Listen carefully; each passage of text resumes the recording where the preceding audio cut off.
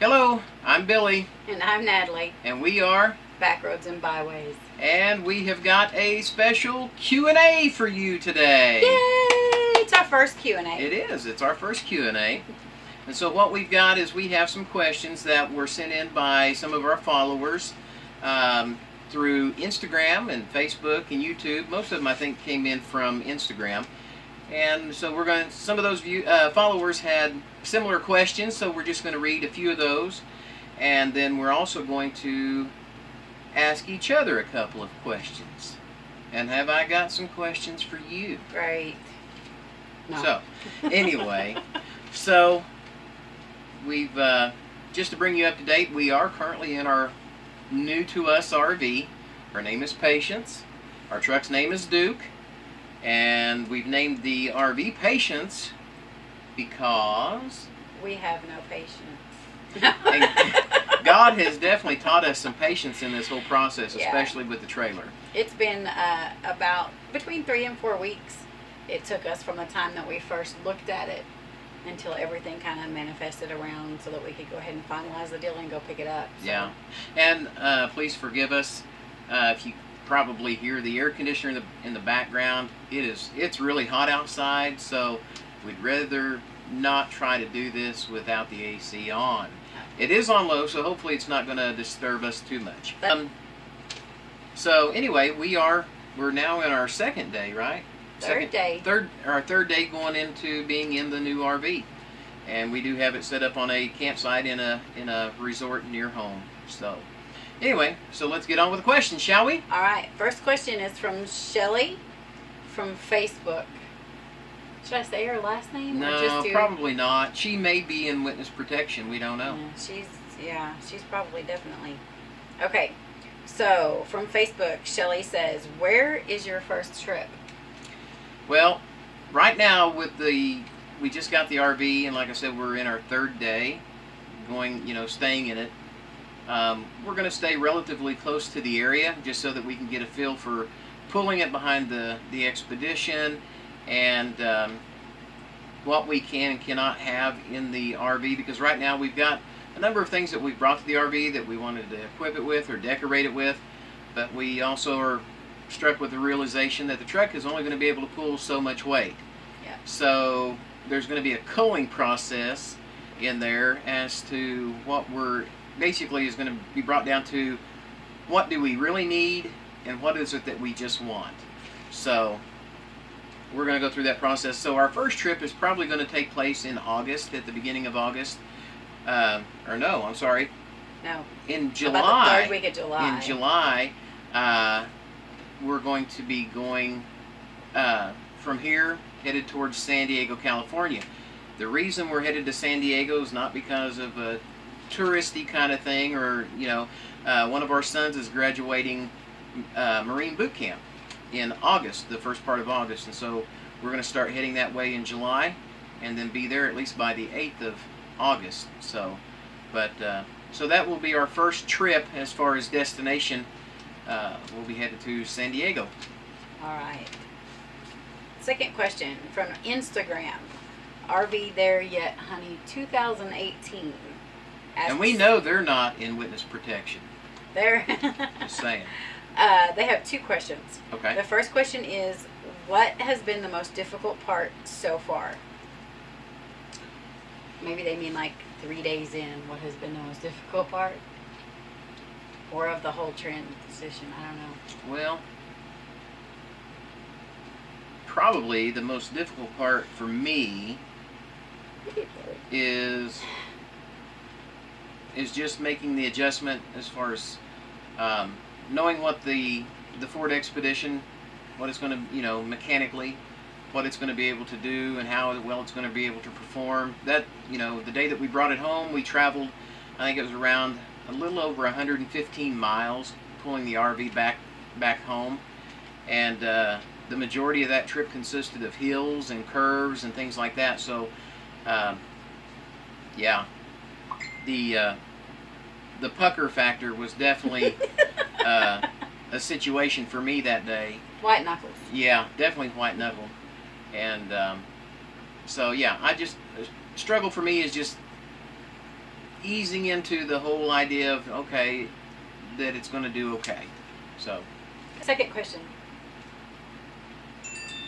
What has been the most rewarding thing so far? The most rewarding thing, I think, or at least for me, has been the freedom, because we've gone to being in the RV, and now the reality is really starting to sink in that we're not stationary anymore. We're not stuck in one place that we have to try to plan yearly trips or bi-yearly trips or whatever to be able to go and visit some new place other than where we've been living. And so I think the freedom in being able to travel and to experience new places and meet new people and minister to other people other than just right here within our home area is really rewarding as far as I'm concerned. The most difficult part for me so far has probably been the stressors of not having Wi-Fi and good cell service. So my cell phone going off in the background does not necessarily mean that we have good cell service. No. It just means that someone probably sent us a message 2 hours ago and we're just not getting it. Yeah, and even though we're able to receive a message at some point, we're not able to send out from where we are, so we usually have to get out and go walk around with our hand up, holding our phone up like this, trying to find a good signal so that we can send messages back out. Yeah. Although the park where we are does have Wi-Fi, but the Wi-Fi is extremely weak, and of course it's a Saturday. And the park is full. It is full, and so I'm sure there are a lot of people who are utilizing that free Wi-Fi. So that's probably a big thing for me. Not because I didn't elaborate on that. Not because I want to walk around with my cell phone in my hand. We work mobily, so to have access to the internet and be able to communicate with customers and business stuff is pretty important. Mm-hmm. So we'll be looking into alternative methods to boost that. Yeah, something like, we've seen some people who use a Wii Boost or, things like that. So that's definitely something that we'll look at that would be an essential down the road for us, because the expense of those things are rather high. So it's not like we can just go out and fork out $400 or $500 or $600 for a system like that. But unless, of course, you happen to have an extra one lying around that you would just like to give away. That would be great. Yeah. Or if by chance you happen to work for Wii Boost and you stumble upon our video, that would be great. Yeah, we'd definitely give it a try for you. Sponsor the underdog. Hey, that's right. That's right. Sponsor the underdog. The newcomers. That's right. What do the kids say? Newbies. Newbies, yeah. Yeah, sponsor the newbies. Okay. So. The other question was, what is the most rewarding thing? And I think the most rewarding thing for me so far has been seeing a change in our son. So our youngest son, 17 son, years old. 9 months ago, he was completely and totally against this, and through the process, he has become extremely excited about seeing things and experiencing and exploring. I'm kind of yawning. I don't know why. I did sleep good last night. I don't know why I'm yawning. But just to see him get to where he is now, where he's like so super excited.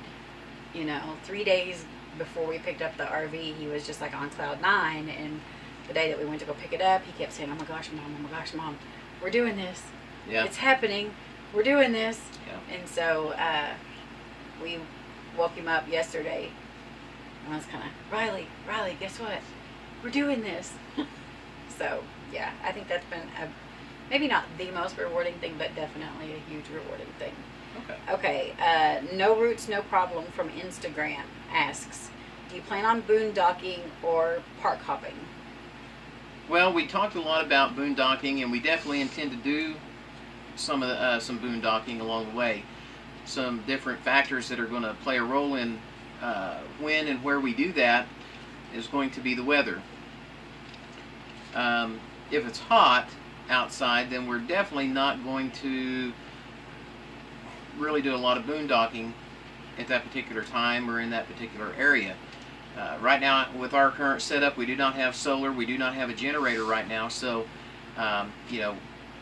when cooler temperatures, when we're in a place that present more tolerable weather conditions, then we will definitely be doing some boondocking. So, but up until that presents itself, we're definitely going to be doing some park hopping, different campgrounds and resorts. So. Okay. All right. Questions for each other. Woo. Questions for each other. Yeah. The last time Billy asked me a question, a serious question, was in 2011. And I think it was, do you want burgers or tacos? I can't remember. I'm just kidding. No. That was the year we got married. Okay, my first question for you. Are you still as excited today as you were 3 days ago? Absolutely. Actually, no, I'm more excited. 3 days makes it sound like it's so long. Yeah, 3 so days long. into it. Yeah, hey. Now that you've been in this for 3 days. Now that you're a veteran at full-time 72 hours. Yeah, long time in. No, honestly, my excitement has grown. It has increased because everything is coming full circle.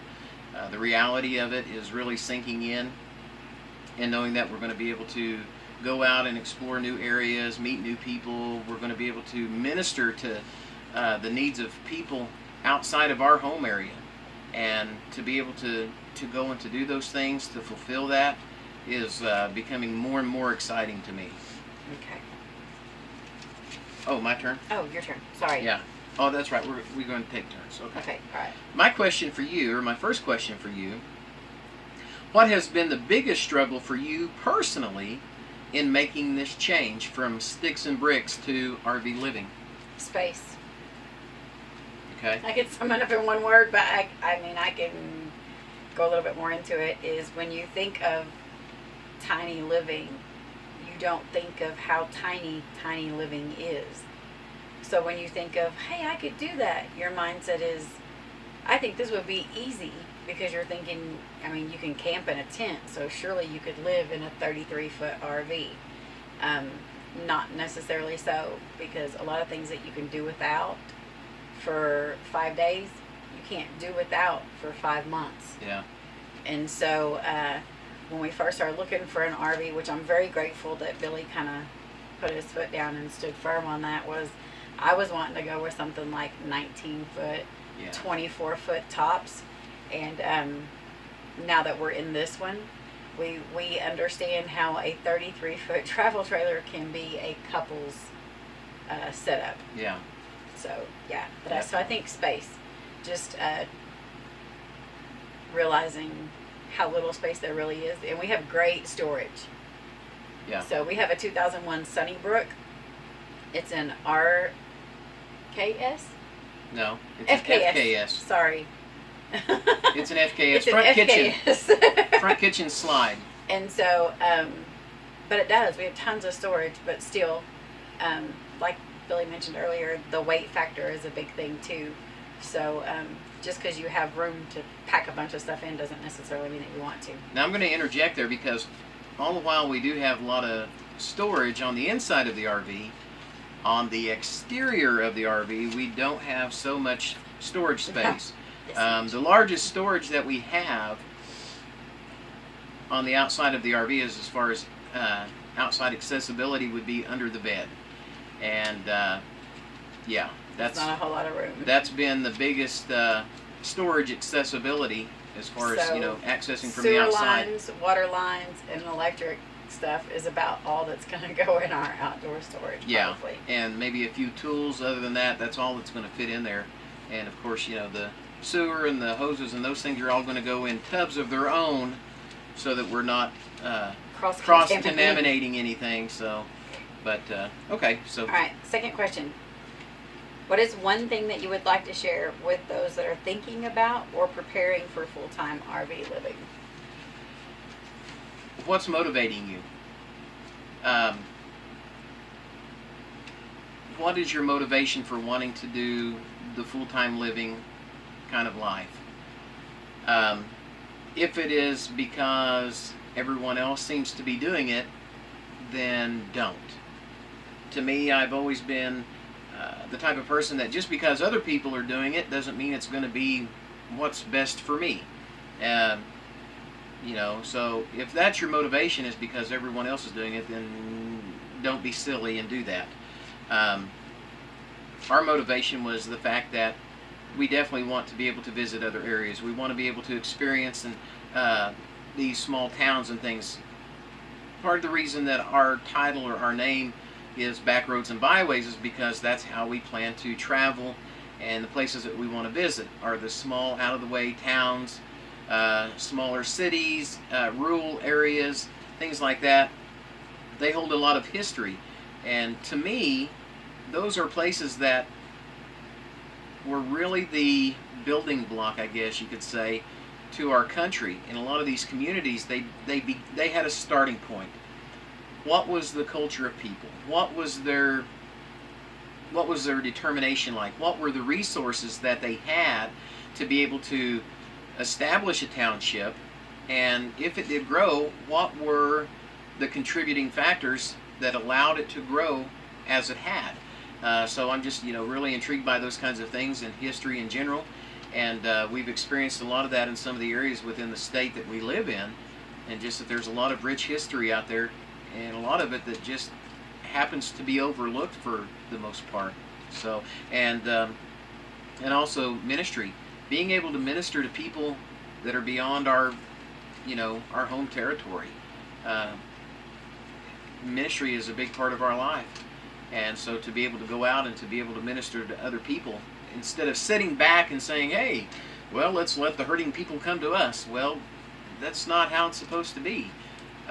We feel like we are supposed to go out and go where other hurting people are at, and offer whatever help that we can, whether it's stopping and helping somebody with a blown tire alongside the road, or whatever it is, being able to minister to the needs of the people that God puts in front of us and allows us to cross paths with. So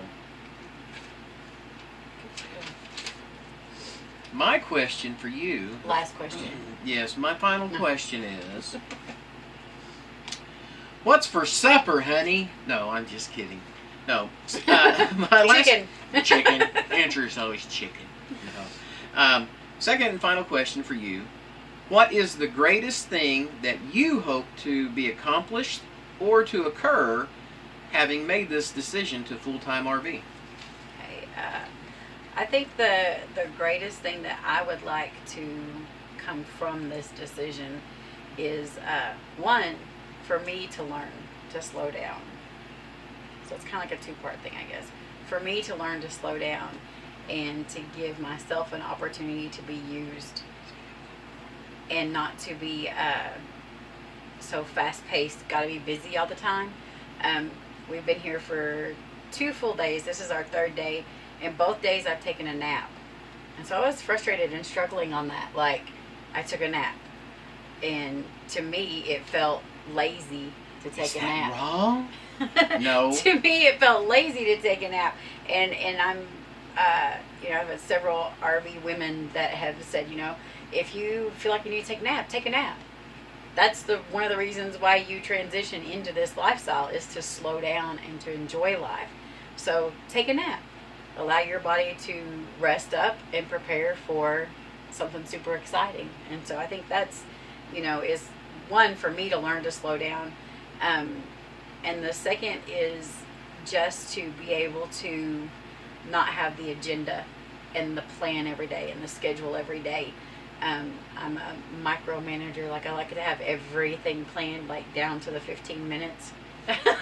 And so to transition into a lifestyle where there is no agenda, where if I leave here after we make this video and my plan is to go sit by the pool so I can work, because the Wi-Fi is good there, and if I go down there and there's someone there and God opens a door for me to sit and visit and minister to somebody and just show love to somebody, then I want to be able to put my stuff down and just savor that moment and use that opportunity, not be so tied up in, oh my gosh, I got to get this done, that I miss an opportunity to make a difference in somebody's life. So I think the difference it'll make in my life, but I want to be able to make a difference in other people's lives. We've often looked at it that in this day and age that we're in, this society, we've duped ourselves into thinking that we have to be so busy in order to be able to accomplish so much. And here's the thing that I've really learned is that you can go through and say, I've accomplished all of these things today. But what type of quality have you actually put forth? You can do a lot of things, but that doesn't mean the quality of things that you've done are that good. And also the idea that we busy ourselves so much that we don't slow down enough to invest, to really fully intentionally, like Natalie's mentioned so many times before, that we busy ourselves so much that we don't fully, we're not fully intentional in investing in the betterment of other people. And I have a tendency to also look at it another way, is that we allow ourselves to be busied so much that others don't have an opportunity to invest in us for betterment, you know. And so it's a two-way street. I kind of look at it. So yeah, I definitely like the idea of being able to not have a set schedule, you know, have to be here at this time, and then at this time, and then this at this time, and so on and so forth. That we busy ourselves so much that we really aren't even allowing time for us to be able to help other people when we see the need. We just have a tendency to just pass them by. Yeah. So, and we don't want to do that. Yeah, I heard someone the other day who said, you know, it's a very sad life that I live in, because I feel like my only purpose is to work and pay bills. And that was sad to me, because yes, we are supposed to work, and yes, we do have a responsibility to pay bills, but that is not why God put us here. And so I think searching out that purpose and fulfilling that purpose has been overlooked in a lot of people's lives. I don't want to say everyone, but a lot of people's lives, because we busy ourselves so much with, how is it that they say it, is that you work so hard and you spend so much time making a living, that you miss out on living. Yeah. And so I'm just looking forward to living. So, yeah. Yeah. But anyway, so that is our Q&A session, our first Q&A session. And if you have any comments or encouragement, or even any tips and tricks to the full-time lifestyle, then please send us a message, or you can even leave a comment in the comment section of this video on our YouTube channel. You can also follow us along on Facebook, which is Backroads and Byways.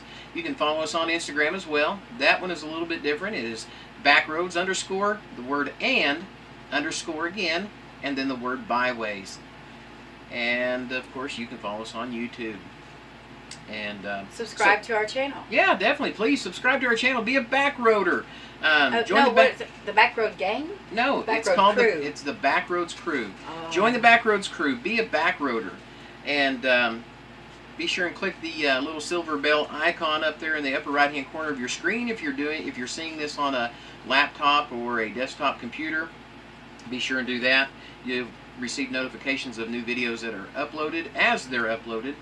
And we'd appreciate prayers, definitely prayers, as we go on this journey. And we invite you to join us, follow along with us. And folks, dare to be different. Go out there and see what is out there on the back roads and byways of the areas where you live, instead of following the path that is most heavily traveled. And strive to make a difference in someone else's life. Absolutely. And don't be afraid to allow other people to make a positive difference in your life. Right. So until we see you again, I'm Billy. I'm Natalie. And we're Backroads and Byways. Take care. Stay safe. And God bless. Bye-bye. Bye-bye. Face poke. Boop, boop.